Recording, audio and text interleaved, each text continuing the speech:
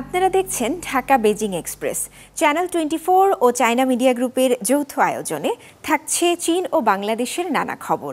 এই বিশ্বে দুর্দান্ত গতিতে এগিয়ে চলা দেশ চীন। প্রযুক্তি ও সংস্কৃতিতে ক্রমাগত বিশ্ব দরবারে ছাপ ফেলছে দেশটি। দেখছে অভিন্ন এক ভবিষ্যতের স্বপ্ন। বাংলাদেশের সাথে চীনের বন্ধুত্বের পথ চলা 5 দশকের। দুই দেশের দ্বিপাক্ষিক সম্পর্কের নানা খাতে এগিয়ে চলার গল্প বলবো আমরা, তুলে ধরব সংস্কৃতির নানা দিক। দর্শক, স্বাগত জানাচ্ছি আমি রাউজে জাবিদ ঐশী। চীনের সাংহাইয়ের অর্থনীতিতে নতুন জোয়ার এনেছে তরুণদের পরিচালিত রাতের স্কুল ও ভিন্নধর্মী ছোট দোকান। উদ্ভাবনী এই উদ্যোগে শহরের অর্থনীতিতে যোগ হচ্ছে নতুন প্রাণ। নতুন এই ব্যবসায়িক সম্ভাবনা ইয়ুথ ইকোনমি কিভাবে বদলে দিচ্ছে এই শহরের দৃশ্যপট, তাই থাকছে এবারের প্রতিবেদনে।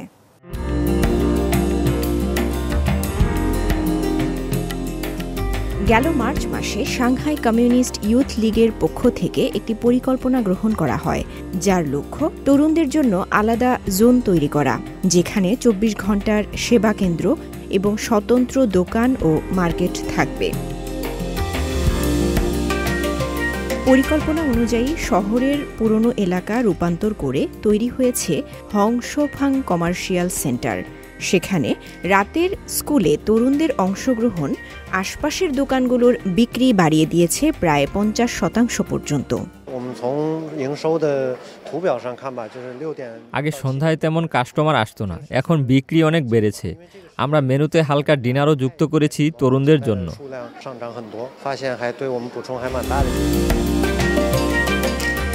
এই নৈশ স্কুল শুধু তরুণদের মানসিক প্রশান্তি ও দক্ষতা বাড়াচ্ছে না, একই সঙ্গে রাতে শহরের অর্থনীতিকে চাঙ্গা করে তুলছে। খালি পড়ে থাকা অফিস ভবনগুলোতেও এসেছে নতুন প্রাণ। নাইট স্কুল এখন তরুণদের এক ধরনের কনজাম্পশন হয়ে দাঁড়িয়েছে। এটা শহরের নাইট ইকোনমিকে এগিয়ে নিচ্ছে। ছাংনিং জেলা, যেখানে তরুণদের বসবাস সবচেয়ে বেশি, তারা গড়ে তুলছে একটি নতুন জীবনধারা। তং চিয়াহুং নামের এক তরুণ ফটোগ্রাফার তার আইরিশ ভিত্তিক ফটোগ্রাফি ব্যবসা নতুনভাবে সাজিয়েছেন তরুণদের চাহিদা অনুযায়ী। সিটি মার্কেটে অংশ নেওয়ার পর আমাদের দোকানকে সরকারি উইচ্যাট অ্যাকাউন্টে প্রচার করা হয়। কোনো বুথ ফি ছিল না। এটা ছিল আমাদের জন্য বড় সুযোগ। এই তরুণ উদ্যোক্তাদের সহায়তায় ছাংনিং জেলা গড়ে তুলেছে একটি পূর্ণাঙ্গ সাপোর্ট সিস্টেম, যার মধ্যে রয়েছে আর্থিক সহায়তা, স্পেস ম্যাচমেকিং এবং মার্কেটিং সাপোর্ট। আমরা প্ল্যাটফর্মের মাধ্যমে তরুণ উদ্যোক্তাদের একত্র করি, যাতে ট্রাফিক সেলসে রূপান্তর করা যায় এবং পারস্পরিক সহযোগিতার সুযোগ বাড়ানো যায়। সাংহাইয়ের এই তরুণ নির্ভর অর্থনৈতিক মডেল অর্থাৎ ইয়ুথ ইকোনমি শুধু শহরের অর্থনীতিকেই চাঙ্গা করছে না, বরং গড়ে তুলছে এক নতুন সামাজিক গতিশীলতা।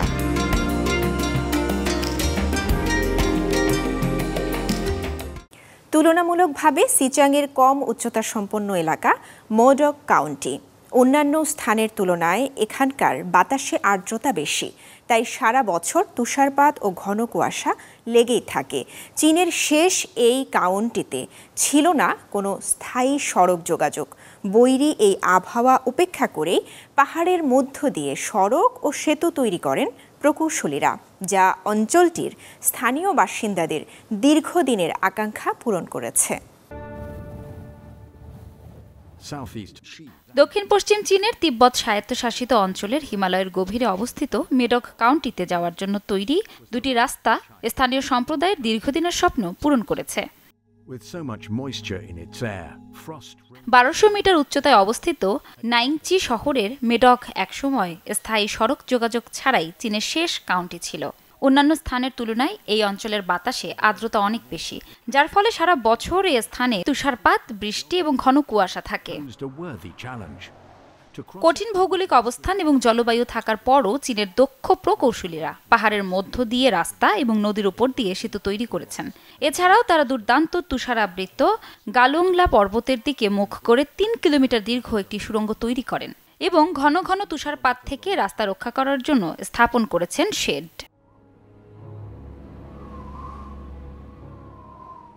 মেডগ হাইওয়েতে 11 কিলোমিটার দৈর্ঘ্যের মেডগের দিকে যাওয়ার মহাসড়ক, যা 50 বছরেরও বেশি সময় ধরে প্রচেষ্টার পর 2013 সালের অক্টোবরে যানবাহন চলাচলের জন্য উন্মুক্ত করা হয়। এ সড়কটি কাউন্টিকে নাইংচি বোমি কাউন্টির ঝামক টাউনশিপের সাথে সংযুক্ত করে। পরিসংখ্যান অনুসারে খোলার পর থেকে হাইওয়েটিতে 652টি ভারী বৃষ্টিপাত, 265টি ভারী তুষারপাত, 258টি ধস এবং সাবগ্রেড ধস, 394টি মাটি ধস এবং 71টি তুষার ধসের সম্মুখীন হয়েছে। তাই গত এক দশক ধরে হাইওয়েটি উন্নয়ন করার প্রচেষ্টা এখনো থামেনি। 2022 সালের অক্টোবরে দ্বিতীয় হাইওয়ে নির্মাণ সম্পন্ন হয়। মেডগের দ্বিতীয় প্যাসেজওয়েটি নাইংচি শহরের প্যাট টাউনশিপ এবং মেডগ কাউন্টিকে সংযুক্ত করে, যার দৈর্ঘ্য 67.22 কিলোমিটার। নতুন মহাসড়কটি যানবাহন চলাচলের জন্য উন্মুক্ত করার পর নাইচিং শহর এবং মেডগ কাউন্টির সাথে সংযোগকারী রাস্তার দৈর্ঘ্য 346 কিলোমিটার থেকে কমিয়ে 180 কিলোমিটার করা হয়, যার ফলে ভ্রমণের সময় 4 ঘন্টা কমে যায় এবং বর্তমানে মেডগ থেকে নাইংচি মেইনলি বিমানবন্দরে যেতে মাত্র 3 ঘন্টা সময় লাগে। মাউন্ট এভারেস্টের তিব্বত অংশকে বলা হয় ছমুলাংমা। চীনের সিচাং স্বায়ত্তশাসিত অঞ্চল বা তিব্বতে প্রাকৃতিক সৌন্দর্য যেন ঢেলে দেওয়া হয়েছে। ছমুলাংমা একাংশ ঘুরে বিস্তারিত জানাচ্ছেন শুয়ে ফেইফেই শিখা। এই বোর্ডে লেখা আছে, আমি ছমলাংমা পর্বতে তোমার অপেক্ষা করি। হ্যাঁ, এই গগনচুম্বী পর্বতের বাদদেশে সুন্দর ভোরের সমুদ্র। আজ আমি ছমলাংমা পর্বতে যাব, আপনাদের দেখাবো এই পর্বতের সৌন্দর্য। বন্ধুরা দেখুন তো, আমার পিছনে হলো ছমলাংমা পর্বত। এটা বিশ্বের শীর্ষ পর্বত, সবচেয়ে উঁচু পর্বত। আর তো সকালে ওঠার সময় তো বৃষ্টি পড়ছিল। তখন আমি ভাবছিলাম যে আজকে হয়তো এই পর্বতের চেহারা দেখার সুযোগ পাবো না, হয়তো আজকে এই তো ভাগ্যবান হব না। কিন্তু আমরা তো অনেক চেষ্টা করে তো 1 ঘন্টা গাড়ি চালিয়ে এখানে পৌঁছার পর বৃষ্টি থেমে গেছে। আর আপনারা দেখুন, চারপাশে ঘন ঘন মেঘ, কিন্তু এই শুধু ছমলাংমা পর্বত। ছমলাংমা পর্বত সমুদ্রপৃষ্ঠ থেকে 8848.86 মিটার উঁচুতে হিমালয় পর্বতমালা চীন ও নেপালের সীমান্তে অবস্থিত। এটি পৃথিবীর চূড়া এবং অসংখ্য অভিযাত্রীর হৃদয়ে একটি পবিত্র স্থান। 1952 সালে নিউজিল্যান্ডের অভিযাত্রী এডমন্ড হিলারি এবং নেপালি শেরপা তেনজিং নরগে প্রথম সফলভাবে এতে আরোহণ করেন। এরপর থেকে অসংখ্য মানুষ নিজেদের চ্যালেঞ্জ জানাতে এগিয়ে এসেছে, কেবল বিশ্বের শীর্ষে পৌঁছানোর জন্য এবং আকাশ ছোঁয়ার জন্য। সারা বিশ্ব থেকে মানুষ এখানে আসে উপরে তাকাতে, ছবি তুলতে, হাসতে ও ধ্যান করতে। পর্বতের সামনে প্রতিটি আত্মা ক্ষুদ্র ও পবিত্র হয়ে ওঠে। বেস ক্যাম্পের চারপাশে পাথরের তৈরি অসংখ্য ছোট ছোট টাওয়ার রয়েছে। তাদের বলা হয় নিমা স্তূপ। সিজাং সংস্কৃতিতে নিমা স্তূপ আশীর্বাদ ও ইচ্ছার প্রতীক। মানুষ বিশ্বাস করে যে যখনই একটি পাথর মাটিতে ফেলা হয়, তখন তা একটি ইচ্ছার প্রতিনিধিত্ব করে। অনেক পর্যটক নিমা স্তূপে তাদের ইচ্ছা লিখে রেখেছেন। কেউ চিরস্থায়ী বন্ধুত্ব কামনা করে, কেউ স্বাস্থ্য ও নিরাপত্তার জন্য প্রার্থনা করে। কেউ কেউ নীরবে লিখেছিলেন, পৃথিবী সুখময়, শান্তিপূর্ণ ও প্রশান্ত হোক, মানববাদা যেন মালভূমিতে শ্বাস নেই। চীনে মস্তিষ্ক কম্পিউটার ইন্টারফেস বা বিসিআই প্রযুক্তিতে ঘটছে চোখ ধাঁধানো অগ্রগতি, চিন্তা দিয়ে যন্ত্র চালানো, ক্যান্সার অস্ত্রোপচারের সময় মগজের ভালো কোষগুলোকে বাঁচানো, সবই সম্ভব হচ্ছে এই প্রযুক্তির কারণে। 2024 সালে এই বিসিআই প্রযুক্তির বাজার ছিল 320 কোটি ইউয়ান। 2027 সালের মধ্যে এই বাজার 550 কোটি ইউয়ান হবে বলে আশা করা হচ্ছে।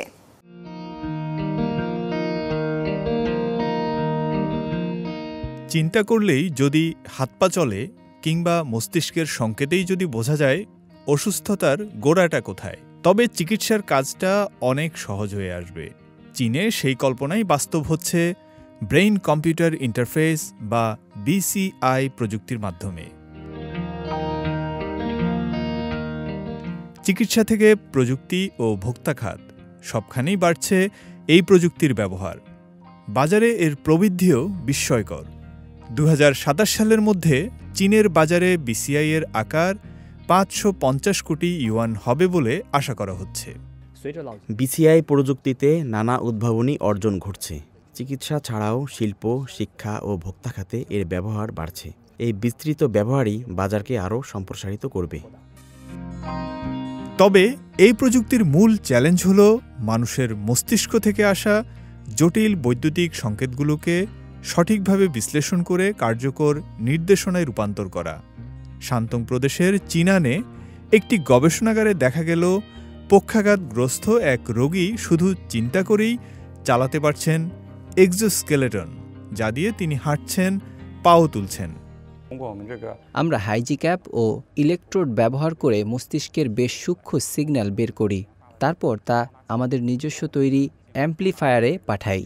সফটওয়্যারে এই সিগন্যাল বিশ্লেষণ করে বুঝতে পারি রোগী কী ভাবছেন, এরপর সেই অনুযায়ী চিকিৎসায় সহায়তা করি।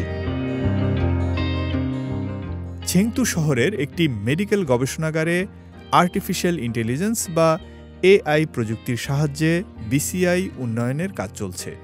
উদ্দেশ্য হল BCI যেন সাধারণ মানুষের হাতের নাগালে আসে।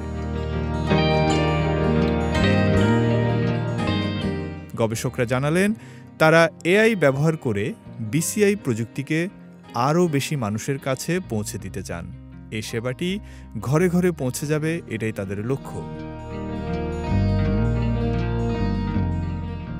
সম্প্রতি ছেংতুর ওয়েস্ট চায়না হাসপাতালের সার্জনরা এই প্রযুক্তি ব্যবহার করে এক রোগীর ব্রেইন টিউমার অপসারণ করেছেন।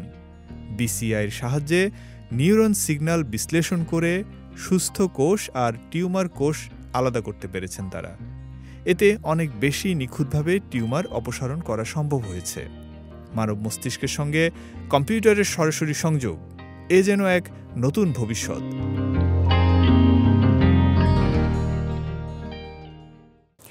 চীন জীববৈচিত্র্য সংরক্ষণে উল্লেখযোগ্য হারে অগ্রগতি অর্জন করেছে, যার জন্য দেশটিতে বিরল ও বিপন্ন প্রজাতির সংখ্যা বৃদ্ধি পাচ্ছে এবং তাদের আবাস স্থলের ক্রমাগত উন্নতি হচ্ছে। প্রকৃতির সাথে সামঞ্জস্য এবং টেকসই উন্নয়ন, এই প্রতিপাদ্যকে সামনে রেখে বৃহস্পতিবার পালিত হয়েছে আন্তর্জাতিক জীববৈচিত্র্য দিবস। এরই মধ্যে 200টিরও বেশি বিরল ও বিপন্ন বন্যপ্রাণী প্রজাতি পুনরুদ্ধার করা হয়েছে। জাতীয় বন ও তৃণভূমি প্রশাসনের মতে চীন জীববৈচিত্র্য সংরক্ষণে উল্লেখযোগ্য হারে উন্নতি অর্জন করেছে, যার ফলে বিরল ও বিপন্ন প্রজাতির প্রাণীর সংখ্যা বৃদ্ধি পাচ্ছে। এরই মধ্যে 200টিরও বেশি বিরল ও বিপন্ন বন্যপ্রাণী প্রজাতি পুনরুদ্ধার করা হয়েছে। সেই সাথে 100টিরও বেশি বিপন্ন উদ্ভিদ প্রজাতি এখন সংরক্ষণ প্রচেষ্টার চেষ্টা চলছে। 2024 সালের জাতীয় পর্যবেক্ষণ কর্মসূচির সর্বশেষ তথ্যানুসারে চীনে শীতকালীন জলচর পাখির মোট সংখ্যা 50.59 মিলিয়নে পৌঁছেছে, যা এখন পর্যন্ত সর্বোচ্চ। উত্তর পশ্চিম চীনের সিংহাই প্রদেশের সানচিয়াং ইউয়ান জাতীয় উদ্যানে 1980 দশকের গোড়ার দিকে 20,000-এরও কম তিব্বতী হরিণের সংখ্যা বেড়ে আজ 70,000-এরও বেশি হয়েছে। সিচুয়ান, সানসি এবং কানসু প্রদেশ জুড়ে বিস্তৃত জায়ান্ট পান্ডা ন্যাশনাল পার্ক 13টি পরিবেশগত করিডোর স্থাপন করেছে, যা বন্য পান্ডার 70%-এরও বেশি জনসংখ্যাকে কার্যকরভাবে রক্ষা করেছে। এছাড়াও উত্তর পূর্ব চীনের বাঘ এবং চিতা জাতীয় উদ্যান পর্যবেক্ষণ ব্যবস্থা বাস্তবায়ন করা হয়েছে। চীন তার ex-situ সংরক্ষণ ব্যবস্থা আরও উন্নত করার পরিকল্পনা করছে, যার মধ্যে রয়েছে botanical garden, germ plasm resource bank এবং বন্যপ্রাণী উদ্ধার ও প্রজনন কেন্দ্র।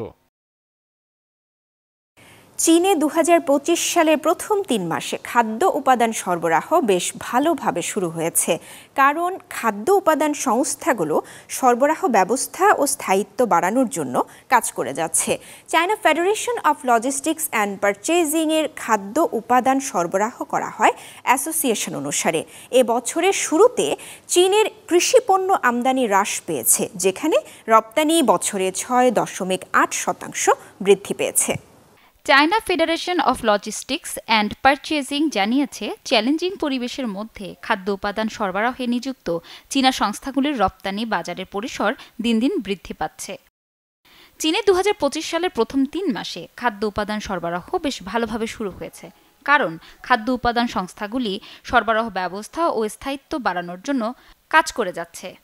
China federation of logistics and purchasing এর খাদ্য উপাদান সরবরাহ করা হয় অ্যাসোসিয়েশনের নিয়ম অনুসারে। এবছরের শুরুতে চীনের কৃষি আমদানি হ্রাস পেয়েছে, যেখানে রপ্তানি বছরে 6.8% বৃদ্ধি পেয়েছে। আমদানির দিক থেকে আমাদের উদ্যোগগুলো বাণিজ্য ওঠানামার ঝুঁকি থেকে রক্ষা পাওয়ার জন্য একটি কৌশলও গ্রহণ করেছে। একই সময়ে আমাদের অনেক উদ্যোগ বিদেশে আঞ্চলিক ক্রয় কেন্দ্র স্থাপনকে বাড়িয়ে তুলেছে। রপ্তানির দিক থেকে বাজারের বৈচিত্র্যতাও বাড়ছে।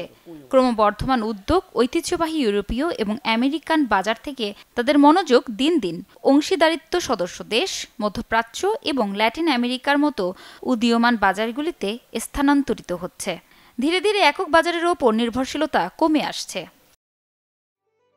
ঢাকা বেজিং এক্সপ্রেস আজ এ পর্যন্তই।